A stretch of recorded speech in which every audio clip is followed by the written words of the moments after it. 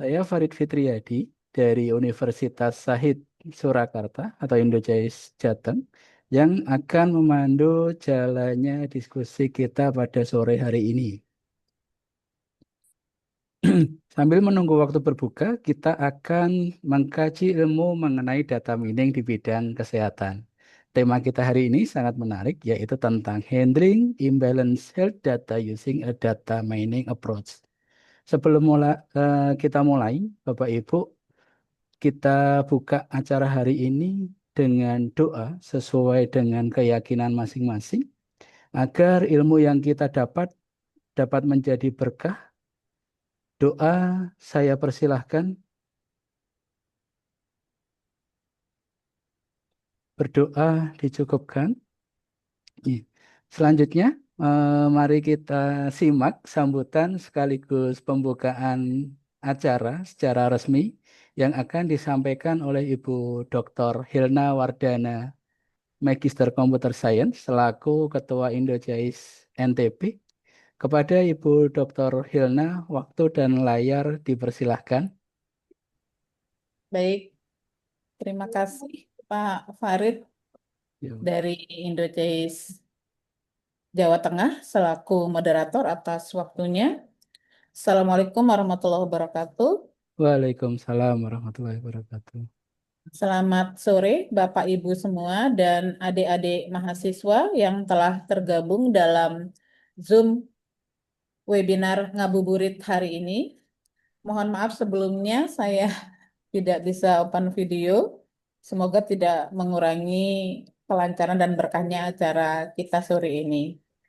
Jadi sebelumnya saya ucapkan terima kasih yang sebesar-besarnya kepada Ketua Indocais Jawa Tengah, yaitu Ibu Dr. Tenia Wahyuningrum, atas kesempatan kolaborasi ini yang luar biasa. Saya melihat Indocais Jawa Tengah itu sangat aktif sekali dalam berkegiatan dan alhamdulillah bisa berkolaborasi dengan Indocais Jawa Tengah untuk kegiatan ngabuburit, sharing ilmu 1 jam waktu yang sangat berharga sambil menunggu berbuka puasa seperti yang disampaikan Bapak Moderator tadi.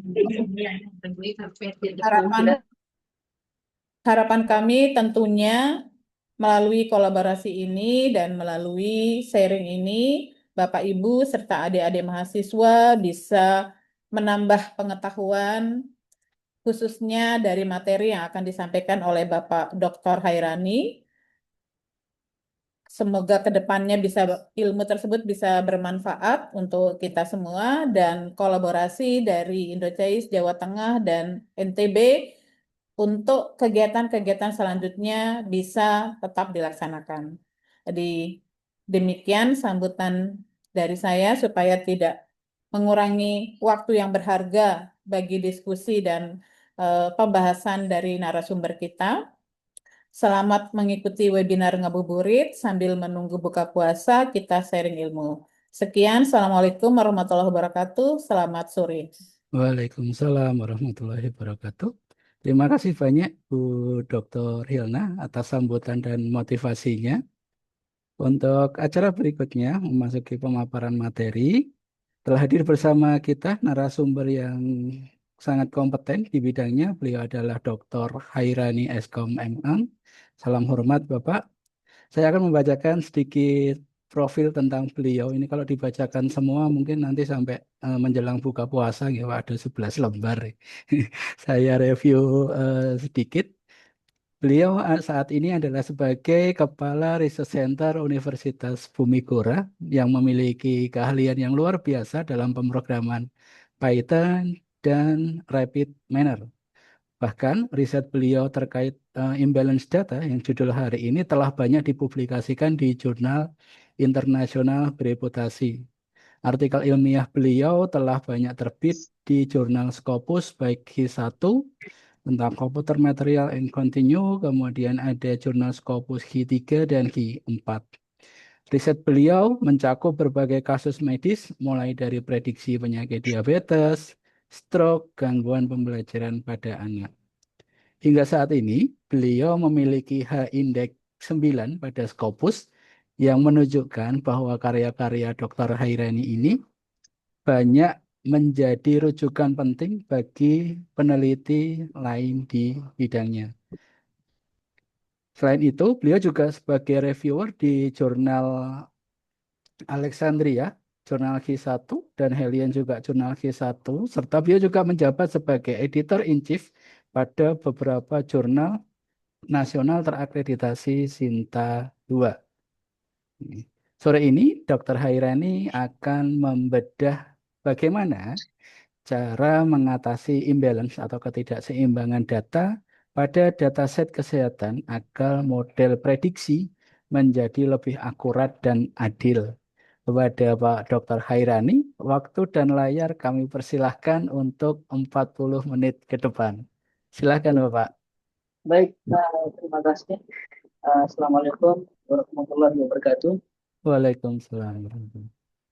Saya ucapkan berterima kasih kepada Bapak Farid, Bapak moderator, telah memberikan waktu untuk menjelaskan hal-hal yang perlu kita diskusikan hari ini. Kemudian yang saya hormati kepada Ibu Dr. Helena Wardana selaku Ketua ICS Nusa Tenggara Barat, dan saya hormati juga kepada Ibu Tenia selaku Ketua ICS Cabang Jawa Tengah. Baik, sebelum kita buka puasa ya, kita tausiah sebentar dulu untuk membahas tentang handling kelas 3 dunia kesehatan.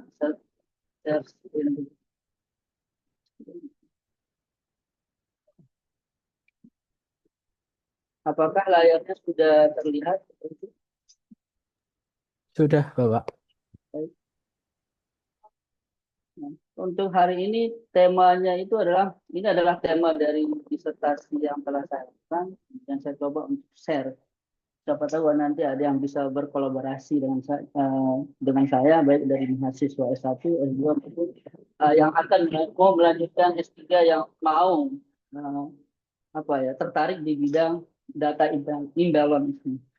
Baik, tadi sudah mungkin saya perkenalkan sedikit ya. Di sini nama saya tadi sudah dijelaskan, Hairani. Mungkin kalau dilihat dari namanya kelihatan saya aslinya Jawa. Di sini S1 saya di UII di Jakarta, Teknik Informatika. Kemudian untuk S2 saya di Teknik Elektro di Universitas Gadjah Mada. Kemudian S3 saya di Universitas Negeri Malang. Baik, daripada waktunya terbuang, saya akan langsung ke materi saja. Di sini kita akan membahas tentang bagaimana sih cara kita untuk menghandle data imbalance pada data kesehatan. Nah, sebelum kita membahas lebih jauh, kita harus telusuri dulu di data imbalance itu terdapat di dalam data mining. Di data mining ini, dia berada di dalam intersepsi sebenarnya antara artificial dengan data science. Kita menggunakan metode-metode kecerdasan buatan yang digunakan pada sebuah data yang besar. Kalau kita lihat dari sejarahnya, dia adalah dari artificial intelligence, kemudian machine learning, kemudian intersepsi antara data science, di tengah-tengahnya itu adalah data mining. Data mining itu adalah kolaborasi ilmu antara machine learning dengan data. Kalau data science dia lebih luas dibandingkan dengan data. Kemudian yang perlu kita ketahui di sini, di dalam proses data mining itu dia ada beberapa langkah. Mungkin Bapak Ibu sudah tahu langkah-langkah proses untuk melakukan data mining. Yang pertama itu adalah ada namanya pengambilan data. Pengambilan data ini bisa mengambil dari berbagai sumber, mulai dari internet, mulai dari perusahaan atau yang relevan untuk data yang digunakan. Kemudian data yang dikumpulkan tadi tidak langsung kita gunakan untuk ekstraksi menggunakan model dari data mining, tapi ada proses selanjutnya, yaitu namanya itu adalah yang terkenal itu adalah data pre-processing. Di dalam data pre-processing inilah penanganan data imbalance dilakukan. Jadi data pre-processing ini kalau saya sebutkan sekitar 60% proses di dalam data mining ini dihabiskan di dalam proses pre-processing. Jadi kalau implementasi metode-metode data mining itu apapun yang kita gunakan pasti hasilnya bagus kalau datanya sudah berkualitas. Di dalam proses data pre-processing itu banyak banget yang bisa kita lakukan. Salah satunya adalah handling class imbalance, kemudian ada namanya fitur engineering, kemudian ada namanya missing value, kemudian outlier, semua data mentah itu kita bersihkan di dalam proses data pre-processing.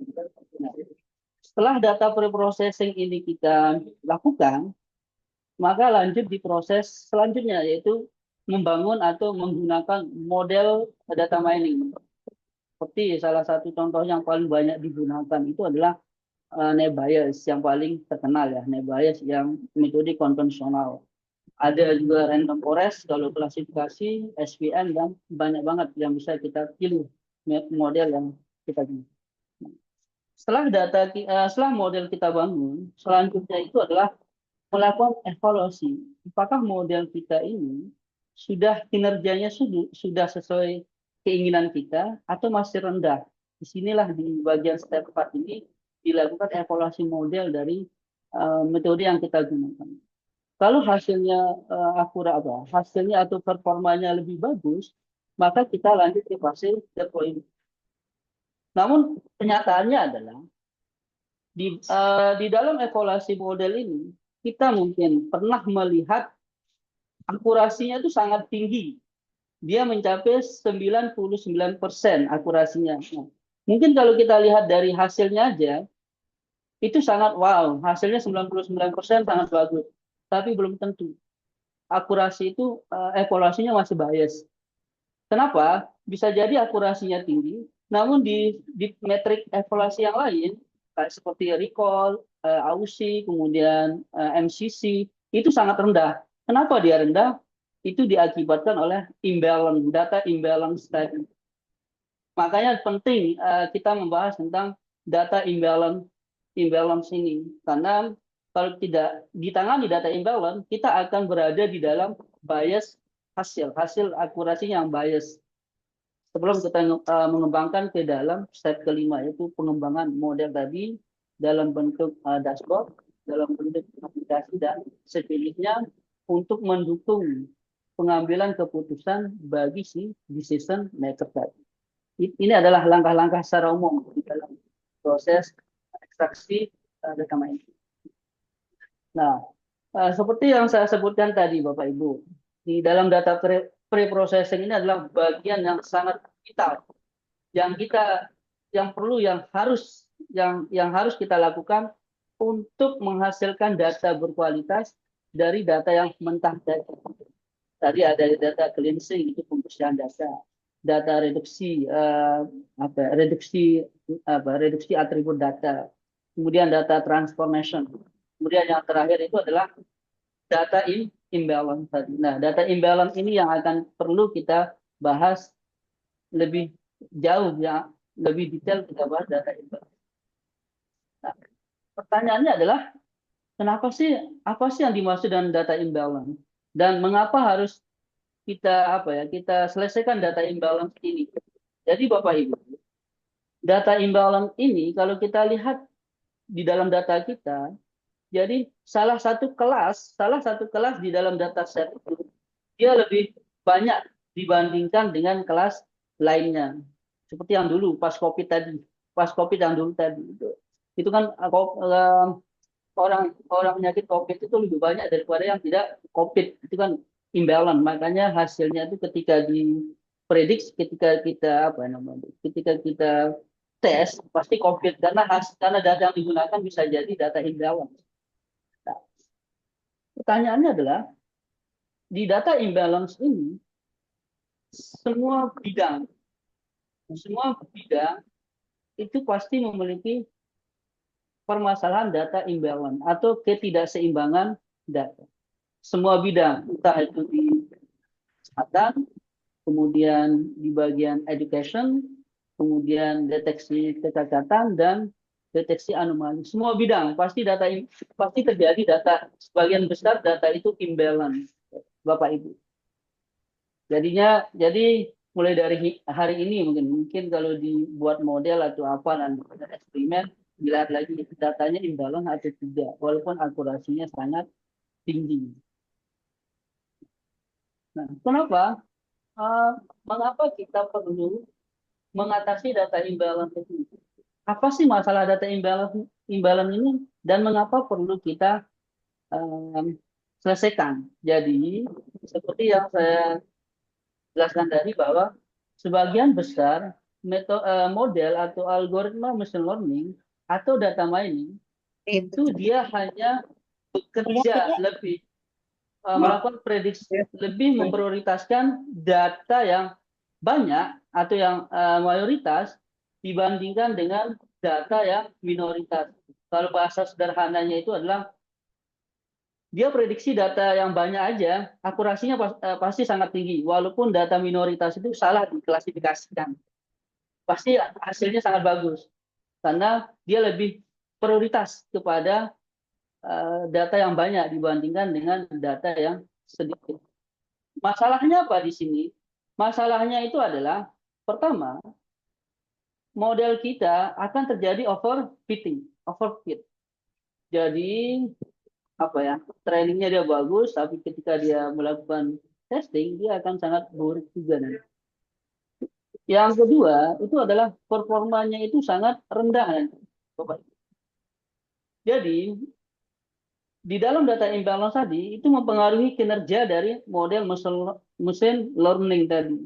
Walaupun akurasinya sangat tinggi, namun di sisi metrik yang lain seperti F1 score, kemudian recall, kemudian AUC, itu pasti akan sangat rendah.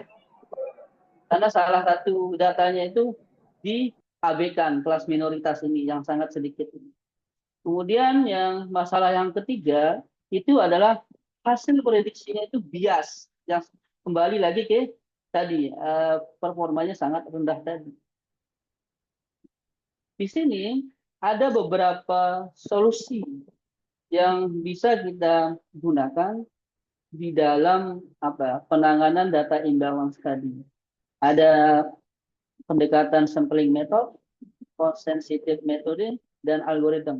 Nah, di sini saya lebih menggunakan metode sampling, yaitu melakukan manipulasi data itu atau menambahkan data yang minoritas sehingga datanya seimbang dengan mayoritas tadi. Kalau yang cost sensitif ini adalah dia memberikan bobot yang lebih besar kepada kelas yang sedikit atau kelas minoritas itu yang salah diklasifikasikan. Kemudian kalau algoritma itu lebih ke menggunakan algoritma seperti ensemble learning untuk fokus kepada menangani biar dia klasifikasinya itu baik di kelas minoritas. Jadi dari ketiga metode ini, ketiga solusi ini, saya lebih di disertasi yang saya lakukan, saya menggunakan sampling metode itu menambahkan data itu sendiri. Tapi menambahkan data itu tidak asal-asalan Bapak Ibu. Jadi tidak menambahkan kemudian hasilnya duplikat, tidak. Di sampling metode tadi ada beberapa metode lagi nanti turunan banyak banget. Sebelum saya membahas tentang metode data imbalance atau penanganan data imbalance menggunakan strategi sampling, kita harus memahami Bapak Ibu karakteristik data itu sendiri. Di dalam data mining itu data itu adalah harus ada, ya sangat vital datanya. Kalau datanya tidak ada, kita nggak bisa melakukan proses data mining ini. Di dalam data itu dia memiliki beberapa karakteristik yang perlu kita pahami. Ada namanya outlier. Outlier ini dia data yang berbeda dengan yang lainnya. Kemudian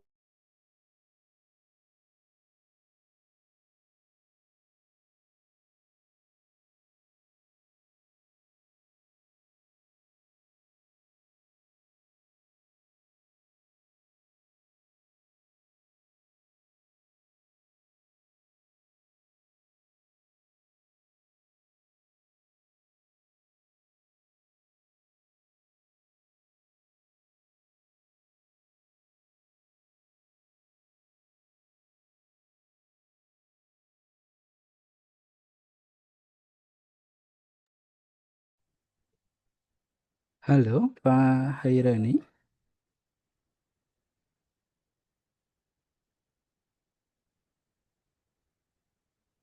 Oh, kelihatannya ada sedikit gangguan pada Pak Hairani. Oke, Bapak Ibu ada gangguan sinyal?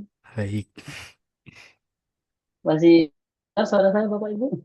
sudah masuk Bapak untuk suaranya.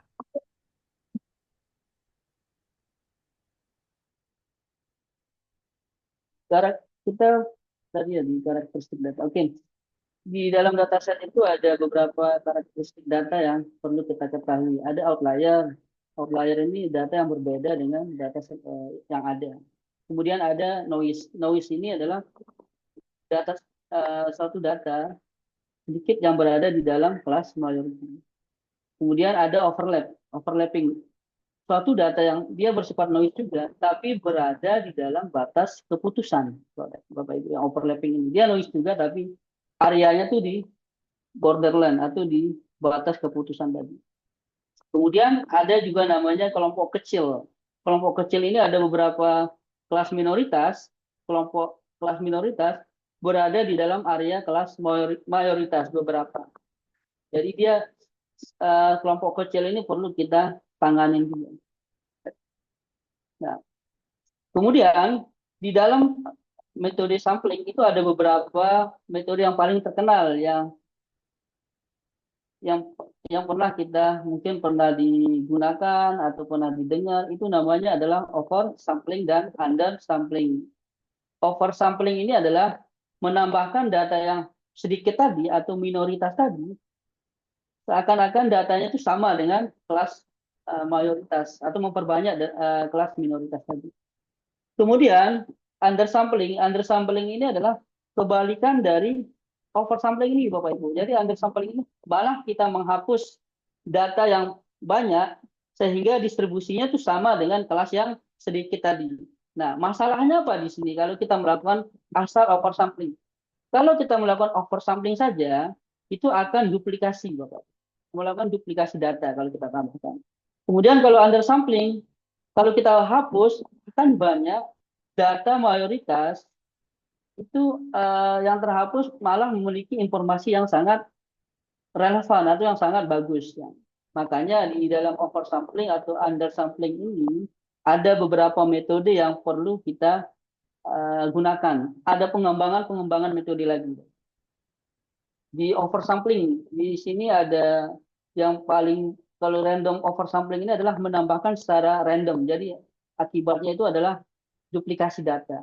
Nah, yang paling terkenal itu adalah SMOTE, Bapak Ibu. Yang paling banyak digunakan untuk oversampling ini adalah SMOTE, yaitu Synthetic Minority Oversampling Technique. Kemudian ada lagi borderland SMOTE, itu pengembangan dari SMOTE, namun borderland SMOTE ini lebih mengarah ke area batas keputusan dilakukan SMOTE tadi. Ada ADASIN juga. Mungkin kita bahas yang satu aja, yang SMOTE aja.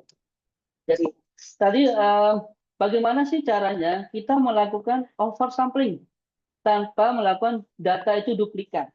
Jadi kita bisa menggunakan SMOTE. SMOTE ini bekerja dengan cara dia menambahkan data minoritas ini dengan cara melakukan interpolasi antara titik minoritas dengan minoritas yang tetangga terdekat data minoritas itu dengan menggunakan KNN, menggunakan beberapa kata tadi. Jadi dia menambahkan data baru berdasarkan interpolasi antara tetangga terdekat, antara titik minoritas dengan tetangga terdekatnya.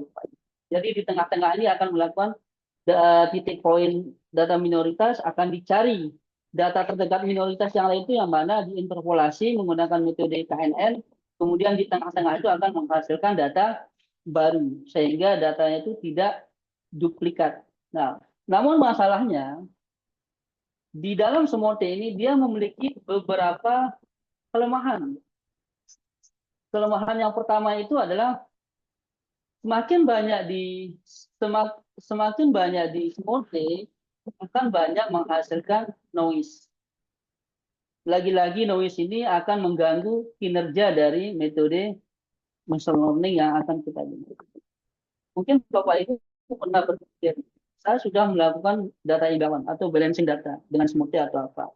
Namun performanya kok malah turun atau malah lebih lebih jelek dibandingkan dengan tanpa oversampling.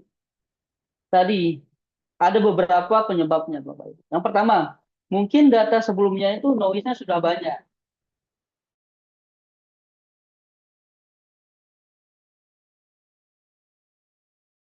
Kinerja itu lebih jelek lagi walaupun kita udah semua.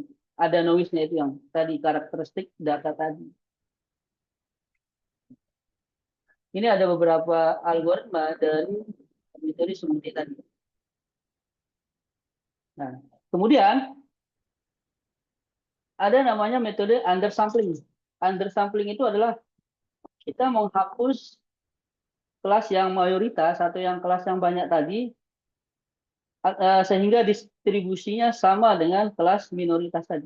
Ada di sini beberapa metode yang bisa digunakan. Ada namanya random undersampling, kemudian ada namanya Tomac Link, kemudian ada namanya ENN, Edited Nearest Network, kemudian ada juga undersampling based on clustering atau SUC, kemudian ada juga namanya evolution undersampling. Kita bahas yang metode Tomac Link. Tomac Link ini bekerja, dia menghapus Bapak, dia menghapus kelas majority yang berada pada batas keputusan. Jadi dia tidak asal-asalan menghapus mayoritas tadi, tapi mayoritas atau kelas yang banyak yang dihapus itu adalah yang berada pada area batas keputusan yang terjadi overlapping antara minoritas dengan mayoritas tadi. Mayoritas inilah yang dihapus dengan menggunakan metode Tomac Link sehingga data atau informasi yang terbuang itu tidak terlalu banyak dibandingkan dengan metode random undersampling. Jadi hanya majority yang berada pada area batas keputusan atau yang berada di overlapping antara data majority dengan mayoritas tadi, majority dengan minority. Sehingga akibatnya apa? Kalau kita menghapus data yang majority yang berada pada area batas keputusan, kita lihat di sini batas keputusannya lebih jelas ketika kita menghapus menggunakan Tomac Link. Batas keputusan antara kelas majority dengan minority dia agak lebih jelas batas bordernya itu sudah lebih jelas batas keputusan dari minority dengan majority. Kemudian metode yang sampai sekarang yang paling baik untuk digunakan untuk meningkatkan performa dari metode machine learning atau data mining itu sendiri ada namanya hybrid sampling. Hybrid sampling ini adalah kita melakukan pertama adalah oversampling data dulu. Kita menambahkan data dulu pakai melakukan oversampling. Ketika distribusi datanya seimbang, baru kita menghapus datanya dengan menggunakan data undersampling. Di sini ada beberapa metode hybrid yang bisa digunakan. Ada namanya Smooth Tomac Link, ada namanya Smooth ENN, itu Edited Nearest Network, kemudian ada Smooth and Clustering Based Undersampling. Jadi yang paling terkenal itu adalah ada dua, Smooth Tomac Link dan Smooth ENN. Bagaimana sih cara kerja dari Smooth Tomac Link dengan Smooth ENN ini, Bapak Ibu? Saya akan jelaskan. Di hybrid sampling menggunakan Smooth Tomac Link ini adalah pertama dia melakukan Smoothie dulu, Bapak Ibu. Menambahkan data yang mayoritas minority dulu menggunakan Smoothie. Ketika datanya seimbang, baru dilihat lagi mana sih data overlapping tadi. Data-data yang overlapping yang berada di batas keputusan itu akan dihapus sehingga batas keputusannya lebih jelas seperti ini. Data yang di lingkaran ini adalah data yang overlapping yang berada di area batas keputusan. Ini yang akan dihapus sehingga batas keputusannya itu lebih jelas dan lebih bersih antara kelas minoritas dengan kelas majority. Sehingga model atau metode data mining atau machine learning yang kita gunakan pasti hasilnya lebih bagus, Bapak. Pasti meningkatnya lebih signifikan dibandingkan dengan tanpa hybrid. Nah, kemudian ada lagi metode yang paling rata-rata paling bagus dibandingkan dengan smooth tomatling. Ada namanya smooth INN, Bapak. Ada namanya smooth INN. Smooth INN itu adalah dia melakukan smoothie dulu.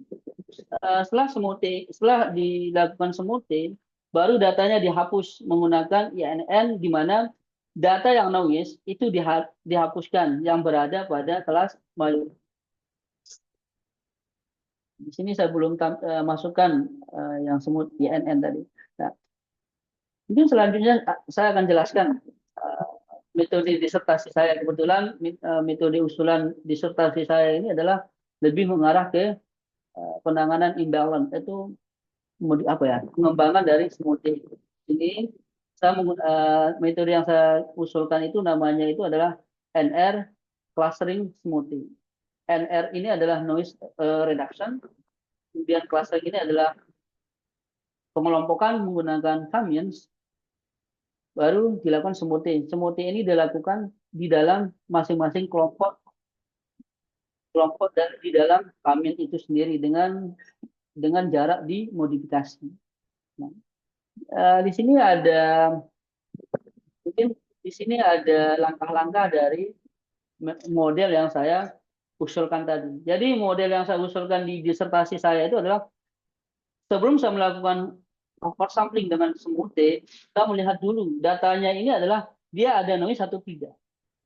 Caranya adalah saya menggunakan noise reduction. Noise reduction ini adalah dia mencari mana sih data-data yang minority, yang bagian dari noise, atau artinya adalah saya akan mencari data minoritas sebagai noise yang berada pada area kelas mayoritas tadi menggunakan metode KNN. Jadi 3 tetangga terdekat. Jadi saya akan mencari noise ini adalah ketika tetangga terdekatnya itu lebih banyak kelas majority dibandingkan dengan kelas minoritas tadi. Kalau sehingga data noise ini akan dihapus. Saya hapus dulu data noise kelas minoritas ini, baru akan saya gunakan clustering smoothie. Jadi baru saya akan melakukan pengelompokan data dulu, mengelompokin beberapa cluster, kemudian tiap-tiap cluster tadi akan dilakukan smoothie dengan jarak Manhattan, Bapak. Hasilnya lebih bagus dibandingkan dengan smoothie aja, dibandingkan dengan hybrid smooth tomatling dan smooth INN. Metode yang saya usulkan ini dia akurasi, kemudian dari recall, kemudian dari F1 score, MCC, AUC itu lebih secara statistik lebih signifikan dibandingkan dengan metode yang lain yang sudah ada, Bapak. Yang metode yang terbaru malah lebih baik dibandingkan dengan ini. Izin ada layarnya belum di-share, Pak.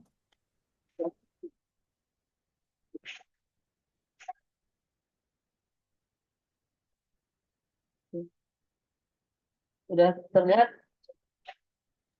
Sudah, Bapak. Dari tadi aman. Sudah. Baik, ini adalah step langkah-langkah menggunakan noise reduction, Bapak Ibu, dari NR clustering tadi. Jadi data-data yang saya gunakan itu ada beberapa data, ada 4 data yang saya gunakan. Data ini saya akan lakukan filtering dulu. Filtering saya akan mencari data minoritas yang dianggap sebagai noise, itu saya hapus. Sedangkan yang tidak noise atau data set point itu dibiarin. Ini adalah langkah-langkahnya. Jadi data noise ini ada di data-data noise ini adalah seperti yang dilihat tadi. Yang data noise ini adalah data yang minority yang berada pada area kelas mayoritas. Ini dihapus menggunakan metode KNN tadi. Nah, setelah datanya dihapus, baru dilakukan pengelompokan.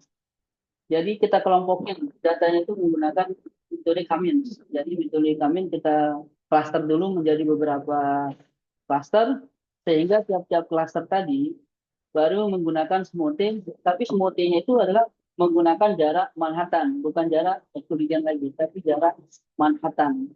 Kenapa jarak Manhattan ini digunakan dibandingkan dengan jarak Euclidean?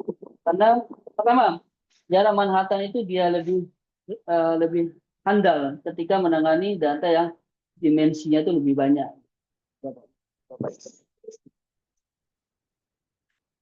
Mungkin itu aja yang bisa saya sharing untuk hari ini. Baik. Terima kasih Pak Haira nih. Luar biasa materi dari Pak Haira ini ternyata tentang penanganan data yang tidak seimbang atau yang sangat imbalance ya. Tadi sudah lengkap dari mulai proses data mining, kemudian solution to imbalance, oversampling, dan noise reduction-nya. Silahkan untuk Bapak Ibu kami undang dan rekan-rekan mahasiswa semuanya untuk bertanya, bisa raise hand atau open mic.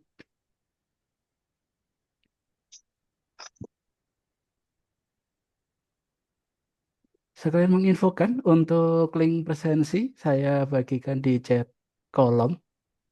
Silahkan Bapak Ibu dan rekan-rekan mahasiswa untuk mengisi dari presensi dan yang ingin bertanya dengan Bapak Hairani boleh.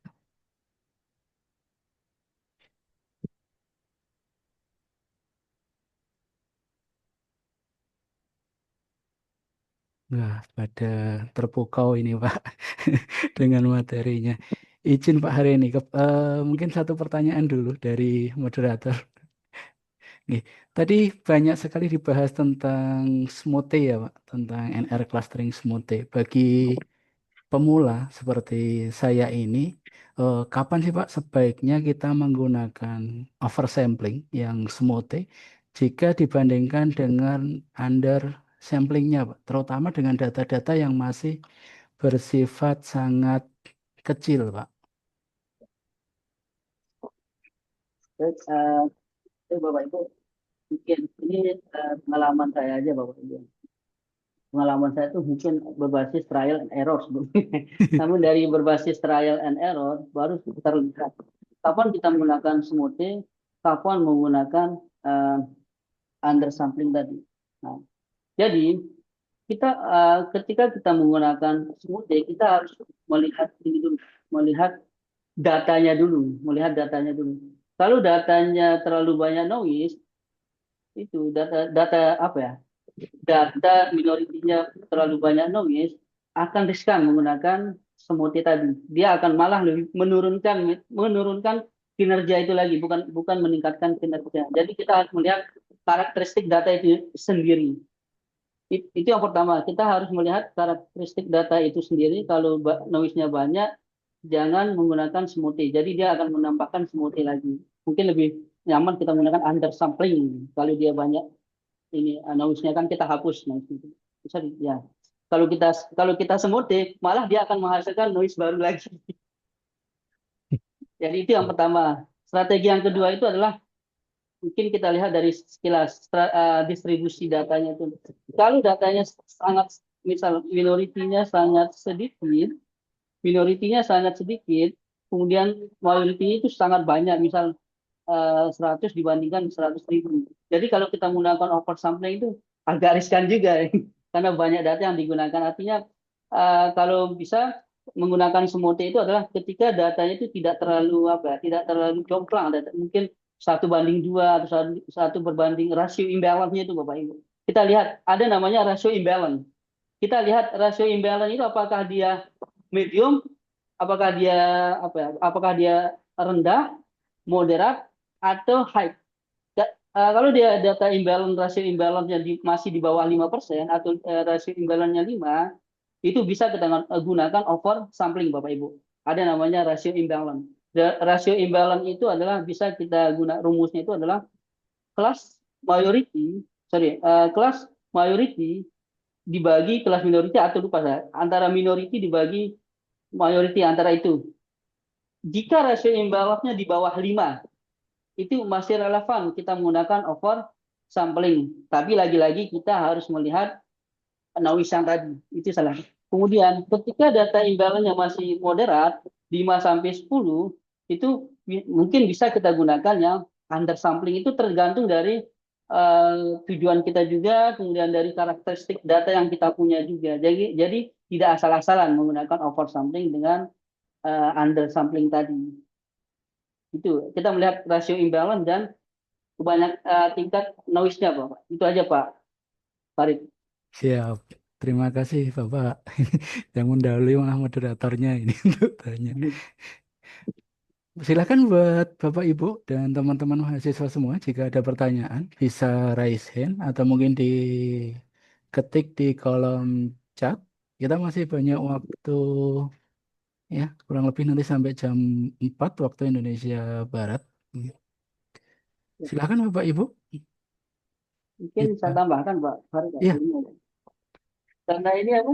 Yang data imbalance ini mungkin kalau di sebagian orang tuh masih baru ya, padahal udah ini kan ilmu utama sebenarnya. Tapi kan biasanya kita terfokus di model biasanya, di metode-metode. Padahal metode itu adalah kayak apa ya, metode klasifikasi itu padahal kalau kalau datanya nggak bagus ya metodenya tidak bagus juga hasilnya. hasilnya. Jarang yang melihat dari imbang. Makanya ini adalah mungkin saya lihat sebagian besar melihat ini adalah apa ya, ilmu baru yang baru didengar mungkin dari mahasiswa. Oh ini ada di Iya. chat, ada Bapak Ibu. Ya, ini ada satu pertanyaan Pak Hairani dari Ya, Muhammad M. Rizky. Apa yang dilakukan jika teknik resampling seperti smoothie justru malah menurunkan dari kinerja modelnya, Pak? oke, baik. Seperti yang tadi Muhammad Rizky, baik. Ini pertanyaan bagus seperti yang tadi. Kita maunya itu adalah kita menggunakan smoothie untuk meningkatkan performa kinerja. Namun ketika kita menggunakan smoothie kok malah turun. Jadi yang pertama bisa jadi noise-nya banyak, data sebelumnya itu data originalnya banyak noise-nya. Ketika kita menggunakan smoothie malah noise-nya lebih tambah banyak lagi sehingga hasil prediksinya itu menurun. Itu. Nah, pertanyaannya adalah apa yang kita gunakan kalau dia justru smoothie ini menurun? Baik. Jadi bisa mengganti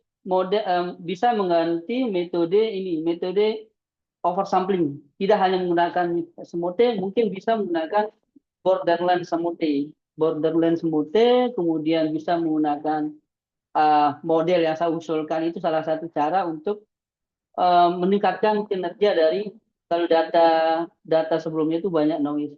Itu yang pertama. Yang kedua bisa menggunakan hybrid. Kalau smoothie itu lebih apa ya, lebih hasilnya lebih turun.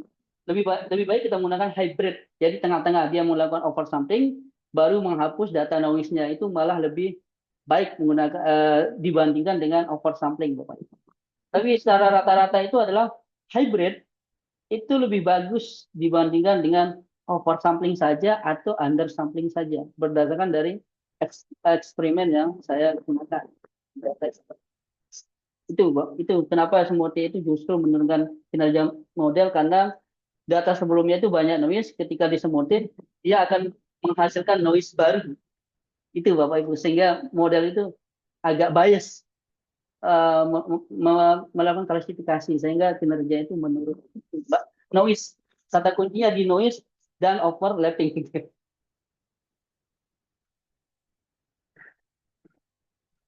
Oke.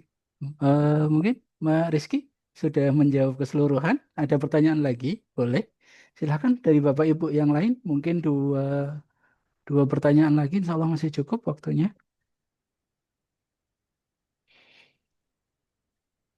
Silakan.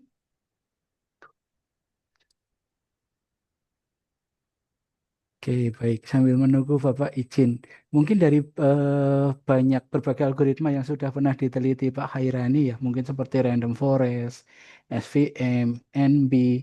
eh, Menurut Bapak, yang paling stabil ketika dikombinasikan dengan imbalance itu yang paling stabil yang mana ya Pak? Untuk khususnya diagnosis penyakit kritis gitu Pak. Baik, baik. Pertanyaan yang bagus. Jadi, oh ya baru saya ingat. Jadi, walaupun kita menggunakan penanganan data imbalance, menggunakan berbagai misal smoothie atau yang lain, Kemudian strateginya juga adalah memilih algoritma yang tepat. Seperti pertanyaan tadi, Pak. Nah, itu adalah strategi juga untuk meningkatkan akurasi. Jadi kalau metodenya nggak tepat, malah menurunkan juga Bapak Ibu. Nah, ini pertanyaan menarik. Dari eksperimen yang saya gunakan, kebanyakan untuk meningkatkan akurasi atau performa model ketika datanya balancing, metode itu juga ada yang menurun, kemudian ada yang meningkat. Jadi strategi dalam memilih model machine learning itu adalah cukup sangat vital untuk kita memilih. Nah, pertanyaannya adalah dari yang 3 metode tadi, dari net bias, SVM, dan random forest. Nah, dari yang ketiga ini adalah yang paling powerful sebenarnya itu adalah ada 2, SVM dan random forest. Ini secara rata-rata. Namun yang paling bagus antara SVM dengan random forest itu adalah jauh lagi-lagi adalah random forest. Kenapa?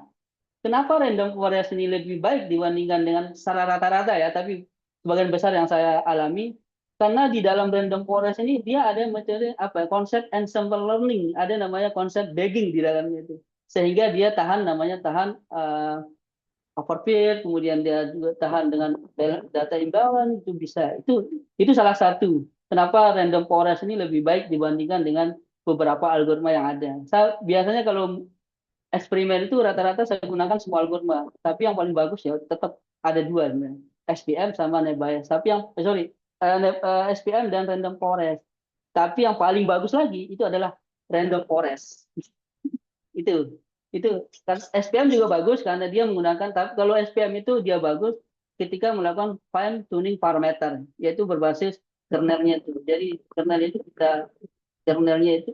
kita rubah, kemudian C-nya kita rubah untuk melihat batas keputusan antara support dengan batas keputusan tadi.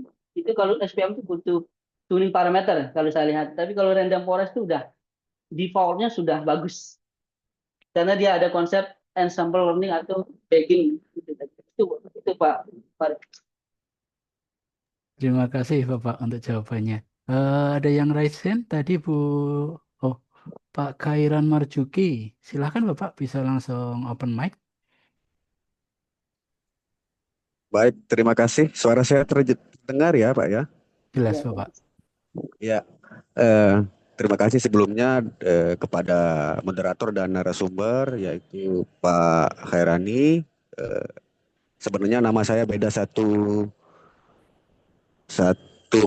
kalimat dengan namanya narasumber, yaitu Pak Khairani. Kalau saya Khairan Marzuki, tapi bagus juga kalau digabungkan Khairani Marzuki, cocok juga. Semoga saya juga bisa mengikuti jejak beliau seperti narasumber kita ini. Nah, tadi saya senang sekali di akhir-akhir penjelasan Pak narasumber Pak Dr. Herani mengenai sebenarnya ini isu yang bukan lama, bukan baru tapi udah lama. Nah, tergantung pada datanya. Nah, yang saya mau tanyakan Pak Dr. Herani mengenai data dan jumlah data yang cocok untuk menggunakan smooth atau undersampling itu yang jumlah datanya seperti apa Pak? Apakah di bawah 1.000 atau di atas 1.000 supaya nanti kinerja algoritma yang kita gunakan itu sesuai dengan harapan yang kita mau. Itu aja pertanyaan saya Pak mengenai jumlah data yang akan kita pakai dan algoritma yang akan kita gunakan. Sekian, Assalamualaikum warahmatullahi wabarakatuh. Waalaikumsalam. Baik. Pak Farid, salah menjawab tuh. Bapak bisa langsung aja. Baik. Terima kasih Pak Heran Marzuki. Tinggal ditambahkan i aja ya, Heran Marzuki. Baik. Tadi masalah jumlah data ini saya masih belum mendapatkan artikel yang membahas tentang berapa sih jumlah data yang perlu kita semuti. Belum ada jumlah datanya, tapi kita melihat dari tadi saya sudah mengatakan kita lebih melihat karakteristik data itu sendiri, Pak Uki. Jadi kita pahami dulu karakteristik data kita. Kalau datanya banyak noise, ya jangan di oversampling. Mending lebih baik di hybrid atau di undersampling. Nah, Dan yang kedua itu ada yang tadi, kalau datanya itu kalau jumlah distriop ya, apa namanya, kalau rasio imbalance-nya itu, kalau udah itu ada dibagi rasio imbalance, mungkin kita lebih menyebutnya rasio imbalance saja daripada jumlah data. Kalau di data imbalance itu kita tahunya adalah rasio imbalance, kapan disemuti, kapan. Kalau menurut saya ya, eh, kapan kita semuti itu ketika dia, kalau saya lihat lama, kalau rasio imbalance-nya itu di bawah 5 itu masih rendah, rasio imbalance bisa kita lakukan oversampling, tapi lagi-lagi melihat karakteristik datanya itu apakah ada noise atau tidak. Nah, kalau dia moderat dan risiko atau high imbalance, tentu semua ini agak riskan. Karena pasti kalau dia rasio imbalance-nya itu adalah di atas 5 atau di atas 10, pasti noise-nya sudah sangat banyak. Sehingga kita mungkin butuh namanya hybrid sampling. Mungkin lebih ke ini aja, lebih ke imbalance rasio aja. Kalau kalau di bawah 5 itu aman, sejauh datanya itu tidak banyak noise. Tapi kalau dia udah di atas 10, rasio imbalance-nya di atas 10, secara logika noise-nya pasti sangat banyak karena ada jumlah datanya itu antara minority dengan majority itu sangat jomplang kalau di atas rasio imbalance-nya di atas 10. Itu saya alami. Kenapa? Di disertasi saya itu saya menggunakan beberapa rasio imbalance. Imbalance-nya di bawah 5, moderat 5 sampai 10 dan di atas 10 atau 20. Ternyata di atas 20 itu metode saya tidak lebih buruk karena data apa ya? Karena tidak di semua ini dia akan buruk karena apa? Karena noise itu sangat banyak. Jadi lebih ke rasio imbalance gitu ya. Mungkin kalau dia rendah semuanya aja, tapi kalau di atas yang tinggi pakai hybrid saran saya. Tapi kalau paling bagus pakai metode yang saya usulkan, pasti hasilnya lebih bagus. Yes. Oke, itu Baik, Pak Uki jawaban saya. terima kasih Pak Khairan dan Pak Khairani ya. Namanya hampir mirip. Lanjut, ada satu pertanyaan lagi. Oh, sorry, yang Raisen ada Bu Fitriani, silahkan. Terima kasih Pak. Assalamualaikum warahmatullahi wabarakatuh. Waalaikumsalam. Waalaikumsalam. Jadi begini Pak, izin bertanya. Kebetulan tesis saya dulu tentang data mining juga. Nah, itu analisis sentimen dulu Pak. Saat itu Pak, jadi salah satu yang saya temukan gitu kan, akurasi itu sangat dipengaruhi oleh preprocessing itu gitu. Nah, pertanyaan saya Pak begini, apakah ada yang penelitian gitu kan yang bisa memberikan saran gitu tahapan pre-processing gitu yang eh, bagus gitu dalam sebuah data mining gitu, apakah ada gitu, artinya supaya akurasinya bagus nih tahapan yang harus dilalui di pre-processingnya gitu Pak, karena itu kan kayak nggak ada ketentuan gitu tahapan-tahapan yang harus di ini yang di bagian pre-processingnya gitu. Kita kayak nyoba Baik. gitu. Oh gitu. Nah, kalau ngelewat ini hasilnya kecil gitu. Kalau akurasinya kecil gitu. Kalau ini ternyata naik gitu. Seperti itu Pak. Terima kasih. Ya, baik. Assalamualaikum Baik. warahmatullahi wabarakatuh. Salam. Baik, terima kasih Bu Fitria. Kalau ditanyakan ada nggak processing yang mutlak? Kalau jawaban saya adalah tidak ada yang processing yang sama dengan yang lain karena itu dipengaruhi oleh lagi-lagi adalah karakteristik data itu. Namun yang bisa kita lakukan berbasis berbasis pengalaman Bapak Ibu. Caranya adalah kita melakukan memahami data kita dulu kan. Pertama itu adalah kita melakukan pre-processing itu ini dulu. Kita harus goal kita tuh apa dulu Bapak Ibu. Jadi kita harus set goal tujuan kita itu apa. Jadi tidak gini. Jadi pre-processing itu tidak semua teknik itu kita gunakan. Misal outlier kita hapus, misalnya kita hapus. Anggaplah contoh data imbalance kita gunakan, reduksi fitur yang kita gunakan. Tidak. Jadi kita harus melihat data kita data kita itu kita lihat dulu, kita pahami dulu data kita dengan cara melakukan ini exploring, EDAS ya namanya. Kita melakukan data eksplorasi dulu. Kita lihat di sini kelemahan data saya itu apa dulu. Gitu. ada nggak missing value-nya gitu. Contoh, ada nggak missing value-nya? Kalau missing value-nya di bawah 5%, secara rata-rata itu bisa dihapus Bapak. Ini secara ini ya, referensi. Tapi kalau udah di atas 5% itu bisa ditanganin dengan imputasi. Contoh, kita juga itu banyak. Saya juga pengalaman saya tuh berbasis trial and error melihat dari tingkat apa ya, tingkat data itu sendiri. Kadang ada datanya missing value dan data imbalance itu saya tangani. Jadi nggak saya tangani yang lain kayak tergantung karakteristik data aja, Bu. Pertama kalau datanya missing value dan imbalance ya sudah, berarti kita tangani yang missing value dan imbalance. Tapi kalau datanya itu banyak fitur dan imbalance, berarti harus kita dua-duanya kita eksekusi. Misal kita reduksi fitur dulu, setelah reduksi fitur baru kita melakukan data imbalance. Tergantung kebutuhan. Ya, jadi yang paling objektif itu adalah tergantung kebutuhan Bapak Ibu. Karena pre-processing data satu dengan data yang lain itu akan berbeda melihat dari karakteristik data itu sendiri. Mungkin jawaban saya itu Bu Fitriani.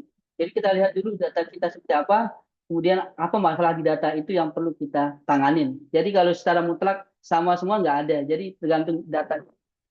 Itu jawaban saya Bu Fitriani. Terima kasih, Pak. Baik, terima kasih Bu Fitriani. Izin Pak Hairani, ada satu pertanyaan lagi Ya, di chat dari Pak Ali Mahatma. Saya pernah menggunakan Smoothie dalam menangani data imbalance, studi kasus data stunting. Pada beberapa algoritma seperti XGBoost, NB, Random Forest mengalami kenaikan akurasi yang signifikan. Namun di SVM dan KNN tidak mengalami kenaikan akurasi, bahkan mengalami penurunan akurasi. Apa faktor yang mempengaruhi sehingga tidak semua metode klasifikasi tidak memiliki pengaruh terhadap kenaikan akurasi pada saat menggunakan Smoothie? baik. Ini pertanyaan bagus menurut saya. Saya juga mengalami hal yang sama Bapak Ibu sebelumnya. Jadi ini berbasis pengalaman aja. Jadi kita harus ini Bapak Ibu, strategi dalam memilih metode klasifikasi, kita harus paham dulu konsep dari metode algoritma itu sendiri. Jadi SVM dia kan bersifat apa ya, bersifat margin gitu, margin. Jadi kalau ada noise itu dia dipengaruhi juga. Nah, salah satunya adalah gini, mengapa SVM dan KNN ini tidak mengalami kenaikan? Pengalaman saya, SVM itu biasanya kita harus melakukan tuning parameter Bapak Ibu. Bisa jadi dia udah nggak ada noise, bisa jadi datanya sudah bersih. Tapi kita menggunakan datanya itu tidak apa, datanya itu bersifat non linear, tapi kita menggunakan kernel yang linear. Misal Bapak Ibu, itu akan menurunkan juga. Nah, kadang juga data kita sudah bagus, tapi dia bersifat linear, namun kita menggunakan kernel yang non linear. Itu juga mempengaruhi. Jadi kita lihat memang sebagian besar SPM itu kita harus tuning parameter Bapak Ibu sama KNN. KNN ini kalau saya lihat lebih ke ini, melihatnya lebih ke tuning parameter. Jadi apakah K-nya itu sudah optimal, kemudian jaraknya perlu kita menggunakan apakah jarak Euclidean atau jarak Manhattan yang tepat kita gunakan. Jadi gini, kita yang SPM sudah tadi. Kalau SPM itu berbasis tuning parameter, kita lihat datanya apakah linear atau non linear walaupun datanya sudah seimbang. Kalau linear berarti kita pakai kernel linear, kemudian C-nya juga kita lihat jumlah marginnya itu seberapa. Kemudian kalau dia datanya non linear bisa pakai RBF. Tapi kalau yang KNN ini saran saya aja, mungkin bisa dilakukan tuning parameter juga Bapak Ibu yang KNN ini. Misal jumlah K yang optimal itu berapa digunakan, kemudian jaraknya bisa jadi jaraknya itu jarak Euclidean tidak tepat digunakan pada data itu. Mungkin kita ganti dengan jarak Manhattan. Saya juga begitu Bapak Ibu. Jadi setelah saya coba baru bisa. Oh ternyata ketika di tuning parameter malah SPM ini naik karena karakteristik data itu awalnya non linear saya gunakan linear. Makanya dia turun saya gunakan yang RBF. Kemudian KNN juga sama. Saya juga baru eksperimen Bapak Ibu yang KNN ini. Dia kalau KNN murni dia akan jelek datanya di dalam data imbalance. Dia harus dituning. Jumlah K-nya berapa, kemudian adaptif menggunakan jaraknya itu baru dia bisa melakukan meningkat. Jadi gitu. Jadi perlu dilakukan tuning parameter di beberapa algoritma. Saya SPM juga ya, KNN juga. Di net bias itu rata-rata dia jelek sebenarnya. Di net bias itu. Karena net bias itu kan bersifat bersifat kemungkinan. Jadi dia nggak bersifat jarak, dia nggak bersifat margin, dia nggak bersifat footing, dia hanya bersifat frekuensi. Jadi kita di net bias agak susah kita menjelaskan karena dia bersifat kemungkinan berbasis kemungkinan. Jadi jawabannya nanti kemungkinan kalau net bias. Itu Bapak Ibu ya. Jadi perlu dituning parameter kalau di default metode itu kayak SPM kayak KNN itu. Baik, terima kasih Pak Hairani. Mungkin dari Pak Ali Mahatma ada tambahan atau sudah cukup? Kita cukupkan ya Pak. Sudah mendekati. Alhamdulillah tidak terasa. Oh, sedikit sharing Pak Hairani. Kebetulan kemarin untuk di penelitian pemula saya itu saya coba combine Pak antara kebetulan sama Pak di diabetes mellitus. Tapi saya ambil samplingnya itu ada di klinik Pratama Pak. Di klinik Pratama di kota kami, di kota Solo kebetulan saya. Untuk basicnya saya menggunakan naive Bayes, kemudian saya optimalkan dengan IG, Pak, information gain. Kebetulan peningkatan itu cukup di atas kurang lebih di 12%, Pak. Yang awalnya sekitar 70 menjadi 12,5 Pak, menjadi 82,5. Kebetulan sama Pak untuk penelitian saya kemarin tentang diabetes. Tadi lihat profil Bapak, mungkin izin nanti untuk melanjutkan via Japri Bapak berguru Siap, lebih banyak. siap, Pak. Alhamdulillah tidak terasa Bapak Ibu kita sudah sampai di penghujung acara. Sebelum kita tutup, saya sampaikan kepada seluruh peserta, baik Bapak, Ibu, dan mahasiswa, untuk segera mengisi link presensi yang sudah dibagikan di kolom chat untuk keperluan nanti sertifikatnya. Terima kasih sebesar-besarnya kepada Bapak Dr. Hairani, Dr. Helena Wardana, Ibu Dr. Tenia Wahyu, atas kesempatan dan ilmu yang bermanfaat. Dan terima kasih kepada seluruh peserta yang antusias. Untuk link, oh baik Ibu, saya share ulang untuk link presensinya.